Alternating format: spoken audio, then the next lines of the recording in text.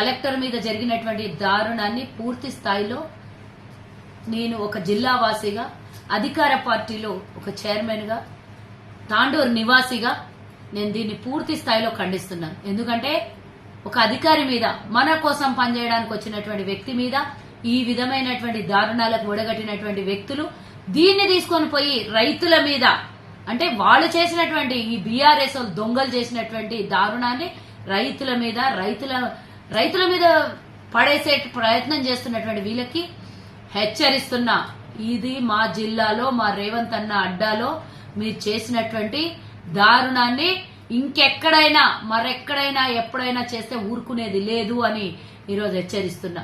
అందులో బీఆర్ఎస్ ముఖ్యంగా నరేందర్ రెడ్డి, పట్నం నరేందర్ రెడ్డికి సంబంధించినటువంటి ఒక కార్యకర్త చేతి చేసుకోవడము, మా కాంగ్రెస్ ఒక నాయకుని మీద పూర్తి స్థాయిలో అటాక్ చేయడం అనేది ఎంత దారుణమో నేను దీన్ని ఖండిస్తున్నాను. ముఖ్యంగా ప్రభుత్వాన్ని బదలాం చేయాలనే ప్రయత్నంలో ఎన్ని రకాలుగా ప్రయత్నం చేసినా ఈరోజు ప్రజాపాలన ఆగదు. మీరు ఇంకో రకంగా ఎన్నన్నా చేసుకోండి, రేవంత్ అన్నను బదలాం చేద్దాం, పార్టీని బదలాం చేద్దాం, ప్రభుత్వాన్ని బదలాం చేద్దాం చేస్తున్నటువంటి దారుణాల్లో మీరే ఊసులో మీరు బిగుసుకొని పోతున్నారు.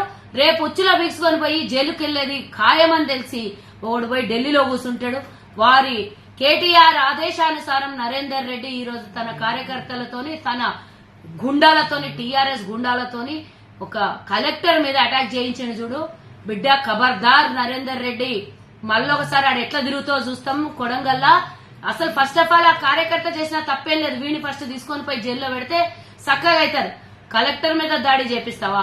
మీరు చేసినటువంటి బండారం బయటపడింది కదా. 42 సార్లు నీకెందుకు ఫోన్ చేసిండు వాడు?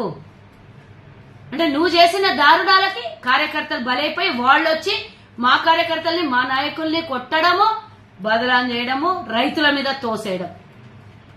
అన్యం పుణ్యం తెలియని రైతుల మీద నిన్న వచ్చింది కలెక్టర్ దేనికోసం? వాళ్ళతో మాట్లాడి చర్చలు చేసి వాళ్ళకి ఇష్టం ఉంటేనే కదా కొనుగోలు చేసేది పొలాలు. వాళ్ళకు అన్ని విధాల అనుకూలంగా ఉంటేనే కదా మరి ప్రభుత్వం కొనుగోలు చేస్తుంది. అసలు దేనికోసం బదలాం చేయాలనుకుంటున్నారు? ఎందుకు? ప్రజలకు అవసరాలు తీరుస్తున్న ప్రభుత్వాన్ని లేదు అనంటే మీకు దక్కని ప్రఖ్యాతి ప్రభుత్వానికి దక్కుతుందనా, లేదా జైలుకు పోతామని భయంతో ఇట్లాంటివన్నీ వెధవేషాలు వేస్తున్నారా? కేటీఆర్, నువ్వు పోయి ఢిల్లీలో అమిత్ షా దగ్గర కాళబేరం పోయినా నీ అనుచరుడైన నరేందర్ రెడ్డితోని కలెక్టర్ మీద దాడి చేయించినావు. ఇది మామూలు విషయం కాదు.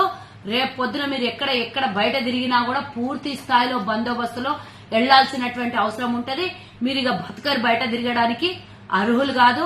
అసలు మీరు మీ కార్యకర్తలు సర్వం కోల్పోయి ఈరోజు రాజకీయంగా ఖతమైపోయినరని తెలిసి ఈ విధంగా కాంగ్రెస్ చేస్తున్న అభివృద్ధిని అడ్డుకొని 5,000 కోట్లు మా జిల్లాకి, కొడంగల్కి అభివృద్ధి కోసం కేటాయిస్తే మా జిల్లా అభివృద్ధి కావద్దా?